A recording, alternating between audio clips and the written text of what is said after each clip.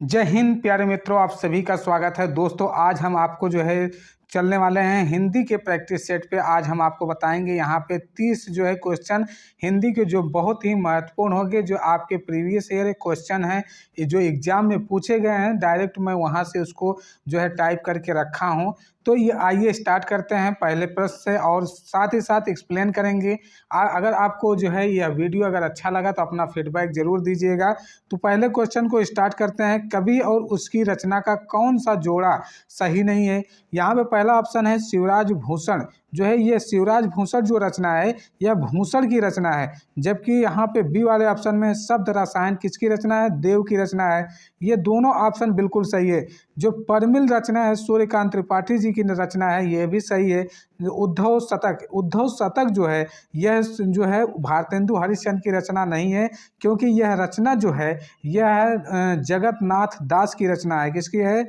जगतनाथ दास है। किसकी है? जगन्नाथ दास की यह रचना है, जिसे हम रत्नाकर भी कहते हैं। जैसे कि यहाँ पे सूर्यकांत त्रिपाठी निराला हैं, तो उसी तरह से यहाँ पे जगन्नाथ दास रत्नाकर की रचना है। इसको हम उद्धव शतक मान सकते हैं। देखिए जगन्नाथ दास रत्नाकर की और भी रचनाएं हैं, जिसको हम आपको नोट करा देते हैं। जैसे कि इनका एक रचना है गंगावतरण। कौन सा है? गंगावतरण एक रचना है। और एक रचना है यहाँ पर हिंडोला। कौन सी? हिंडोला रचना है। एक रचना है कलकासी। कौन सी है? कलकासी। इसको आप नोट कर लीजिए। कलकासी, गंगावतरण, हिंडोला जो है ये जगन्नाथ दास रत्नाकर की रचना है। रत्नाकर, ठीक, जगन्नाथ दास रत्नाकर की रचना है। अब आपको यह पूरा स्पष्ट हो गया होगा।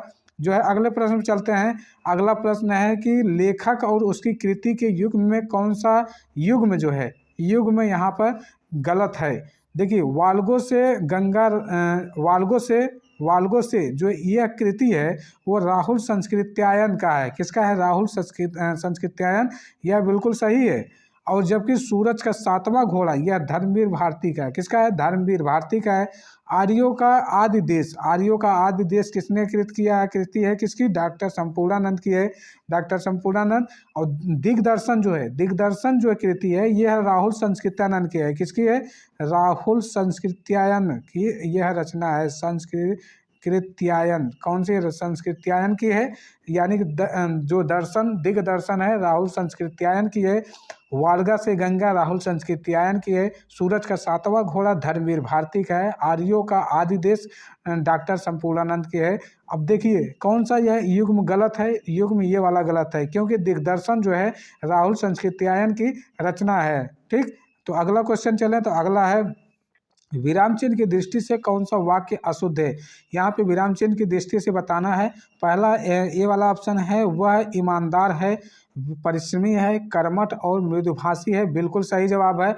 इसके पास धन, वैभव, नौकर चाकर आदि सब कुछ था। बिल्कुल सही जवाब है। हाँ मेरा यही विचार है। यहाँ पर ये कामा लगाना भूल गए हैं, ये गलत जवाब है। आप हमारे घर आना चाहते हैं तो आइए, ठहरना चाहते हैं तो ठहरिए, ये भी सही है। तो यहाँ पे अशुद्ध वाक्य पूछा है, यही अशुद्ध है। बाकी के सभी तीनों शुद्ध वाक्य हैं।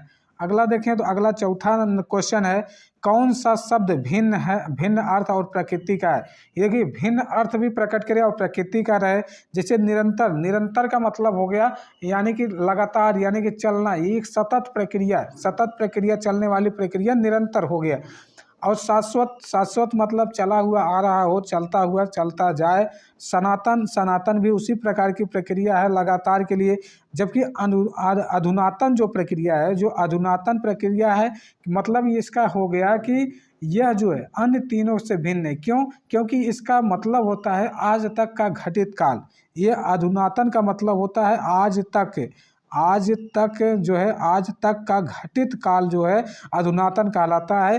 तो इसीलिए ये तीनों समान है, अधुनातन भिन्न है। तो चौथा का डी वाला ऑप्शन सही हो जाएगा। यहाँ पे पांचवा क्वेश्चन है आपका, अर्वाचीन शब्द का विलोम। देखिए अर्वाचीन का अर्थ क्या होता है? अर्वाचीन का अर्थ होता है नवीन, यानी कि नवीन क्या होगा? नवीन। तो इसका जो विलोम शब्द होगा प्राचीन होगा। प्राचीन मतलब पहले का, यानी कि पुराना। अधतन जो होता है, देखिए अधतन का विलोम क्या होगा, अधतन जो होता है, अधतन जो है कि अन अधतन होगा, अधतन का अन अधतन, जबकि अधुनातन जो होगा, जो अधुनातन है इसका पुरातन विलोम होगा। ये सब विलोम आती है। तो यहाँ पे पहले का पूछा है तो अर्वाचीन का प्राचीन हो जाएगा, पहला जो है ऑप्शन सही हो जाएगा।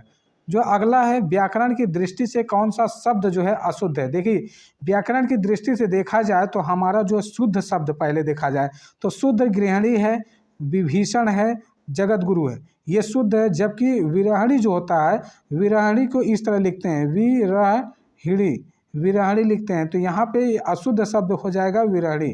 तो प्रश्न के हिसाब से ये वाला जो है ऑप्शन जो है आपका बिल्कुल सही होगा। और यहाँ पे अशुद्ध शब्द जो है पूछा है तो विरहणी जो है इसका जो है अशुद्ध शब्द होगा। यहाँ पे छठवां का जो है पहला है। ठीक, अगला क्वेश्चन देखें तो अगला है 7वां है, निम्न में से कौन सा शब्द युग्म गलत है। पहला है कि लुटिया डूबना, यानी सारा काम चौपट हो जाना। लुटिया डूबना हमारी कि लुटिया डूब गई, सारा काम चौपट हो गया। यहाँ सब बाग दिखलाना, यानी सब बाग दिखलाना का मतलब लालच देना, यानी कि हरा भरा होना नहीं होता है। यहाँ पे जो है सब्ज बाग, जो सब्ज बाग है, दिखलाने का अर्थ जो है, जो मेन अर्थ होता है इसका लालच देकर बहकाना, यानी किसी को लालच दिया और लालच देकर वह कार्य को कराना, यह सब्ज बाग हो गया। मुट्ठी गर्म करना, रिश्वत लेना, ये भी बिल्कुल सही है। और माई का लाल साहसी व्यक्ति, ये भी सही है। देखिए गलत युग्म पूछा तो गलत युग्म में बी वाला ऑप्शन आपका गलत है। ठीक, अगला क्वेश्चन है, अगला है 8वां क्वेश्चन, मेरी भव बाधा हरो, राधा नागरी सोई, जा तन की झाई पर श्याम हरित दुति होई, उपयुक्त दोहे में कौन सा अलंकार है। देखिए दोहा पूछा गया है और इसमें अलंकार आपको बताना है। अन्योक्ति होगा कि यमक होगा, श्लेष अलंकार होगा कि रूपक अलंकार होगा।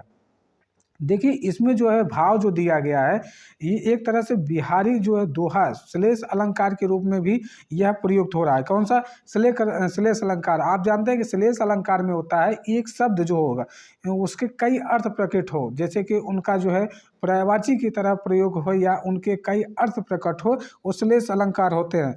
जबकि रूपक का भी यह कुछ बोध दे रहा है, तो यह एक जो है आयोग के अनुसार यह सी और डी के अनुसार इसका होना चाहिए, मगर यहाँ पे जो है सी वाले ऑप्शन को यह सही माना गया है। अगला देखें तो अगला है कि गौशाला में कौन सा समास है। गौशाला में कौन सा समास है, यानी कि गायों की शाला, गायों की शाला गौशाला, यानी कि जहाँ पर गाय निवास करती हैं, गायों का स्थान। शाला मतलब क्या होता है, स्थान, क्या होगा, स्थान। शाया का मतलब स्थान, यानी कि गायों की शाला, जो गायों का जो निवास स्थान है, यानी कि यहाँ पे हो जाएगा तत्पुरुष समास।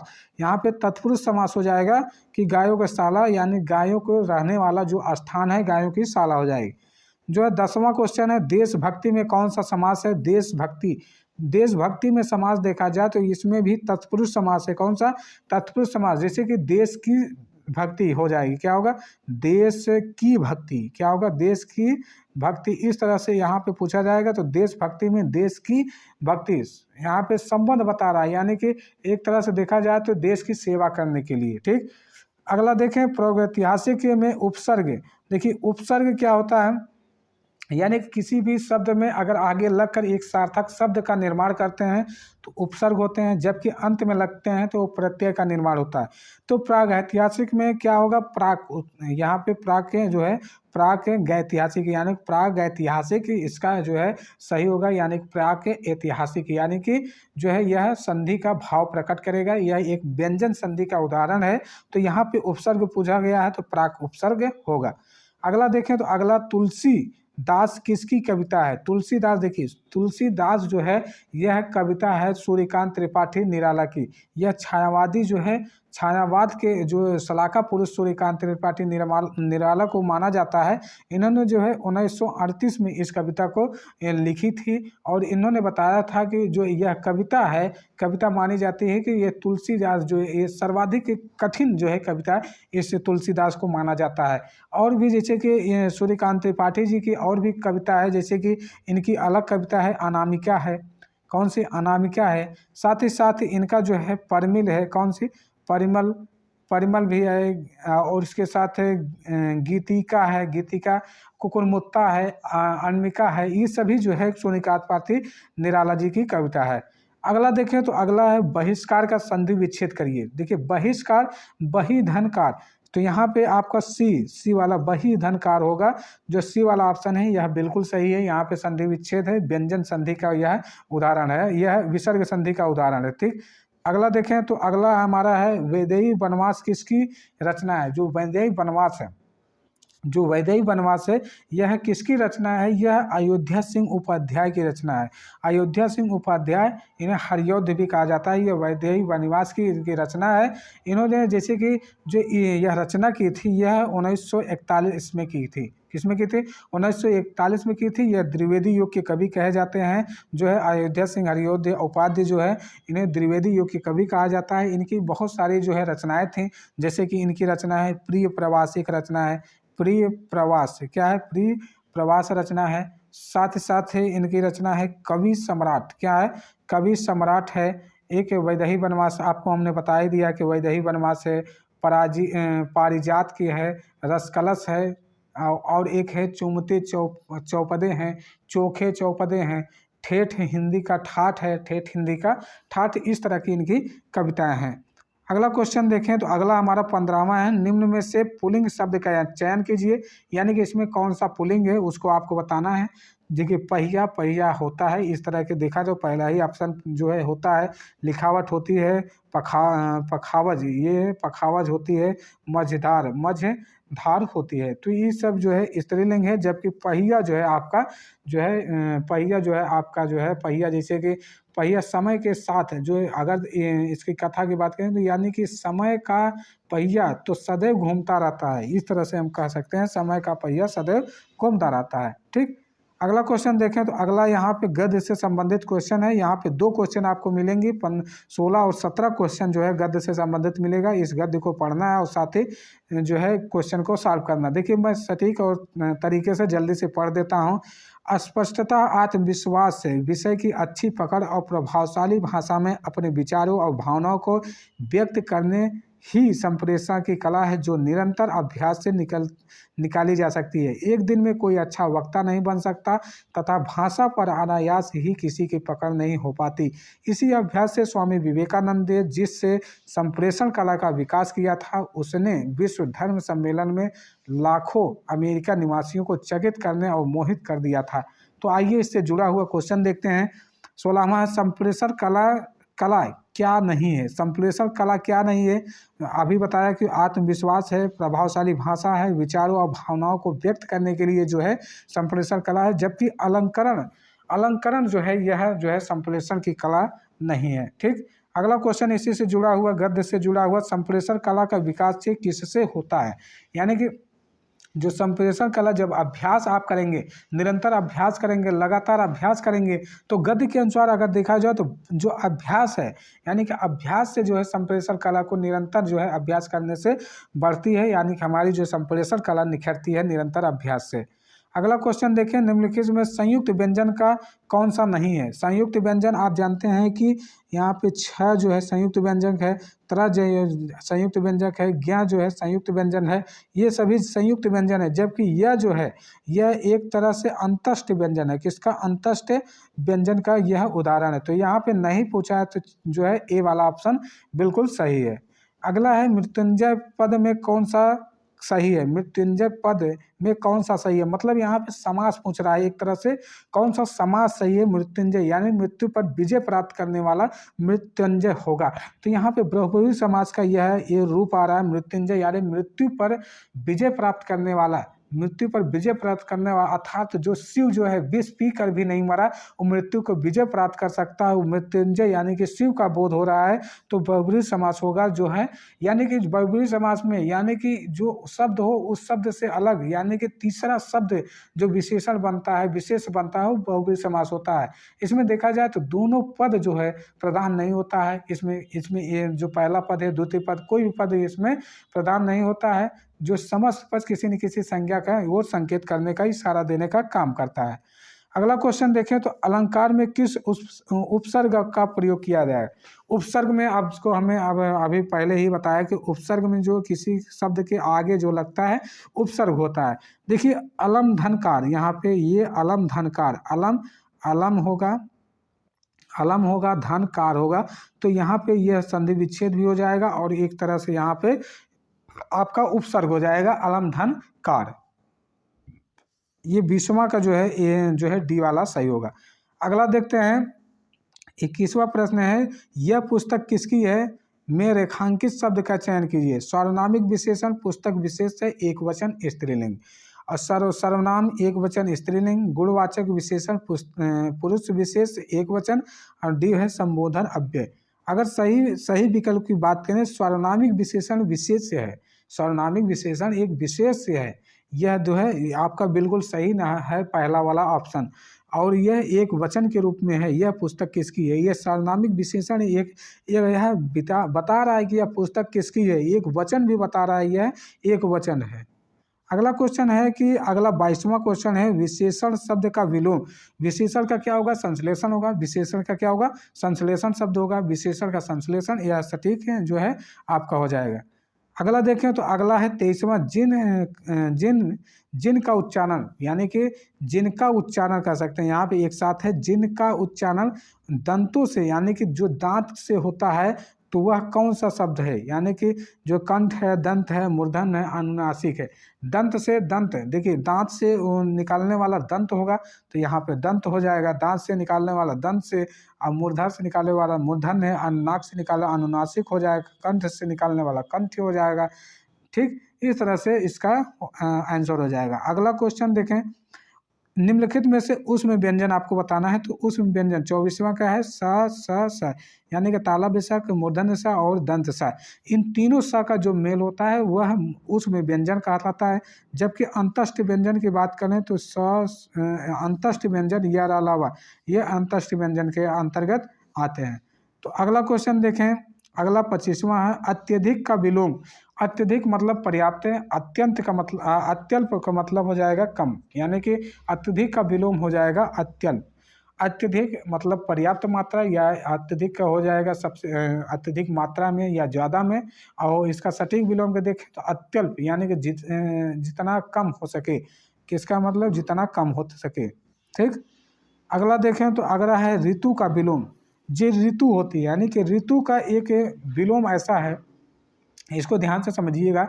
ऋतु शब्द जो होता है, शब्द जो है, यह शब्द जो है बहुत ठीक से हुआ, यानी कि सत्य, सही या व्यवस्थित इसको कह सकते हैं। इसका अर्थ जो है बहुत ही मायने रखता है।